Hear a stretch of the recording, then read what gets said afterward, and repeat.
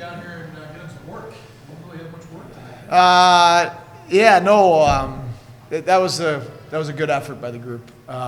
You look at the schedule in the American League, your 72-game schedule, and this is one of the ones that you're worried you're set up for a little failure. They hadn't played, I think, since Monday. We've had two games in the last 3 days, so we're in a 3-4.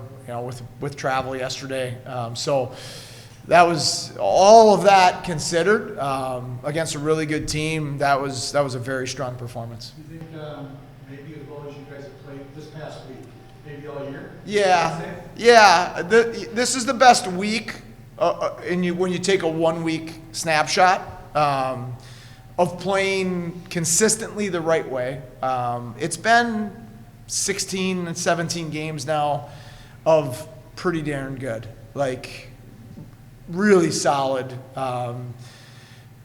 We probably had to take a step back offensively to take a step forward defensively, and this was probably 15 games ago. You can win games at the beginning of the year on offense and playmaking and attack, but you don't win the games later in the year 5-4, 6-5, right? So you need to learn and be better at winning games 2-1 and 3-2, and we've grown a lot in that in the last 6 weeks. They weren't always resulting in wins right away, but we felt it as a coaching staff that our team was going in the right direction. Did this accomplish what you needed from what Buffalo wanted with Levi? It's a long process. He's a 21-year-old rookie goaltender playing his first year of pro hockey, and look how good Oopie's playing right now. It's been a long process, to get to that spot. And there's been ups and downs for Oopie to get to that spot. And there's been times where, he looked like he was struggling to get to the spot he is right now. And so there's no perfect science for how to develop goaltenders. Organizationally, we're just trying to make the right decisions at the right times to keep pushing him in his development. Do you personally think he's better served playing down here? It's not my place to have an opinion on that. My job is I'm fortunate that we're in an organization that is very collaborative, and I probably get to be part of conversations more often than a lot of American League coaches, and I appreciate that from Kevin and Jason. But at the end of the day, any American League coach's job is to execute the decisions made by management and to help those decisions be successful with how we develop players down here. Weisbach looks like he's pretty confident shooting right now. I think everything's gone in the last 3-4 games. Well, he's playing really hard. We made that one switch in the lines, and it's really triggered both lines to jump. We flipped Murray and Weisbach. So we put Murray with Bierzy and Rusek to give them more of a net front presence. And we put Weisbach with Murphy and Jobst to give them more of a speed presence. And, make decisions as a staff for the right reasons, but you have no real clue that if it's going to work out. You're tinkering. And then you watch it, and then you see. And this week, certainly, both lines were humming.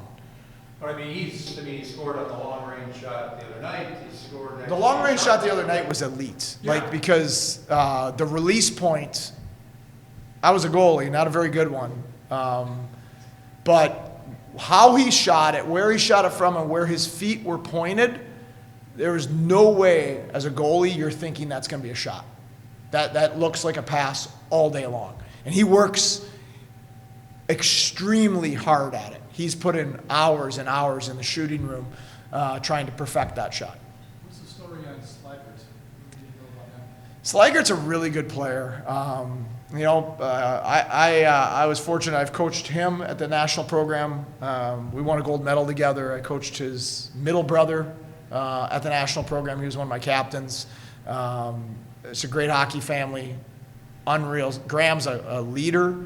He's a captain at Notre Dame. He's a smart player. He was a skilled player in college. He's evolving into an energy guy with skill and pro. I think when we signed him, we were anticipating he'd be in the lineup a lot. things happen. Benson makes the Sabres. Robinson's traded for. And so those have ramifications, right? Those move guys down to Rochester. There's an extra 2 or 3 forwards in Rochester that you don't expect because of those situations. And then, that those things play out. It's been hard, and I give him a lot of credit. And there's a lot of our guys in this situation that have been in and out of the lineup because of those things. The work ethic of the group, and specifically Graham's work ethic on the ice, off the ice, and his approach mentally has been awesome through this adversity. And because he's approached it the right way, he gets rewarded not only by playing, but playing really well when he goes in. How do you decide, when a guy gets his chance? It's hard. It's been hard the last month because, the coaches, we care about our players a ton, and we care about them collectively, but we also care about them individually. We want to see our players have success in their careers. And you're balancing that with prospects need to play, and NHL contracts sometimes need to play. There's just a lot of things you balance in the American League, and what we've tried to do to the best of our abilities with all 3 positions is keep all of them engaged, because they all deserve to be, because every guy in our locker room is important, and we believe in all of them. I know you talked about what just practice has the last couple months, but it looks like a completely different player. It's fun, isn't it? It's so fun. We've seen this with Rosie and Cooley about this time last year, with Paterka about this time 2 years ago, where those little light bulb moments, they're flickering, and it's just all coming. And he's starting to put the pieces together publicly. But like I've said many times, it's been 2 months of him putting the pieces together privately. And the guys are pulling for him. He's really won over the locker room because of the work he's put in. And I think when you get rookies in and they're pretty high draft picks, the older guys in the room, they're guiding him and they're big brothers, but at the same time they're watching. Like, what's the attitude? What's the work ethic? What's the daily habits? Is this a guy that we want to root for? And Neuchev's won them over with his work ethic. Subban, when he was introduced, the crowd loved him, but then you guys went up facing him as well. Any specific tendencies of his that you just know from him being in the building that you guys were able to exploit tonight? No, I think that Subi's an elite goalie. It's great to see him. He's the best. Like, he is just, I'll be in touch with that man for the rest of my life. He's as good of a goalie as he is, a better person, better teammate. And it was fun to see him this morning. And I wasn't excited to see him this afternoon because I know how good he is. But it's a tough situation to go into, and obviously we are humming offensively tonight.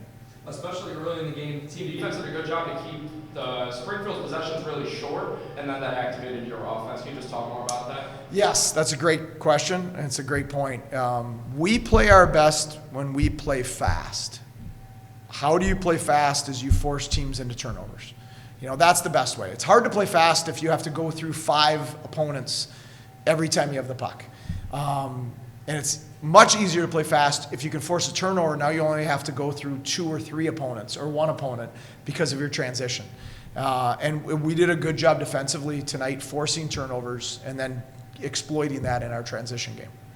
With Neuchev, everybody wants to contribute. And I obviously, when pucks start to go in, and you're setting things up, I'm just assuming that he feels more a part of things now and more a part of what's happening.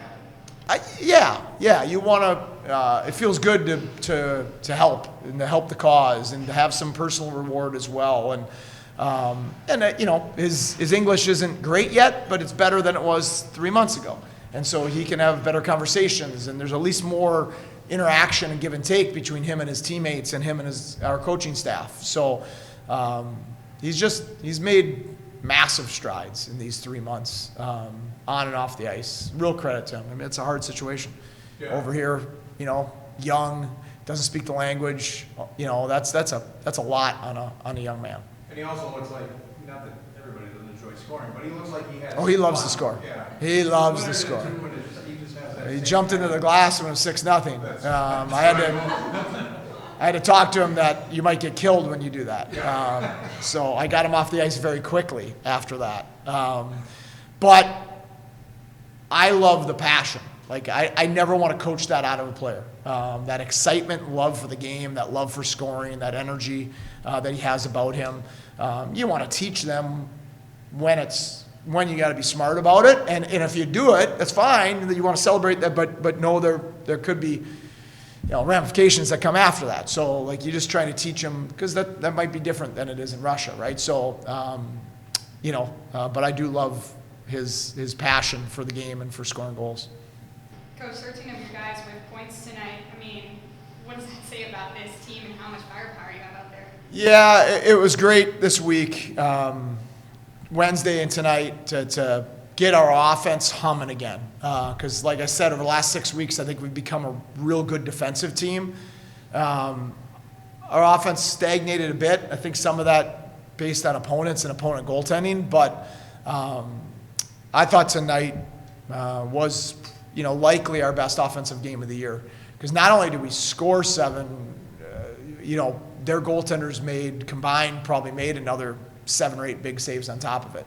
And you told me this morning, when a game like yesterday teaches you more because it's really tight, but what does a game like today teach you guys? I like the resilience of today. Today's an easy game, again, to not have a lot of energy for, emotional energy. Sometimes physical energy, but also emotional energy. Like that game, Tyson Joe said to me this morning, he was like, man, that game last night felt like an NHL playoff game. That's the level of dislike that Utica and us have. And then that building, hard game, hits, fights, no space, 2-1, it's a battle. And then you get back at 1 in the morning and you have to re-rack it for 5 p.m. this afternoon. So I was really impressed with our emotional connectivity to the game, how invested our guys were emotionally right away in the game, which I thought was a good sign of where the group's coming. But I do think it ties into last night. Like when Brendan Warren and Joe Ciccone, who aren't fighters, jump in and stand up for their teammates and fight for their teammates after dirty hits, those are things that galvanize a team. Those are things that make you brothers. And there's no better way to bond a team than by sticking up for each other. Your last 4 wins come in front of 4 different goaltenders. That's got to feel pretty good. I didn't even know that. That's a good question, Emily. Yeah, that's interesting. It, again, goes back to, like, we are trying to keep all of our guys in the mix and engaged. And it's not a perfect situation for the goalies or for any of the positions at times. But one thing we talked about a couple weeks ago with the group, when the numbers were getting to what they were, is that competition does breed excellence. And iron sharpens iron. And you fighting for your spot and fighting for your ice time there's a point it's too much, but there's a point that it's very good as well.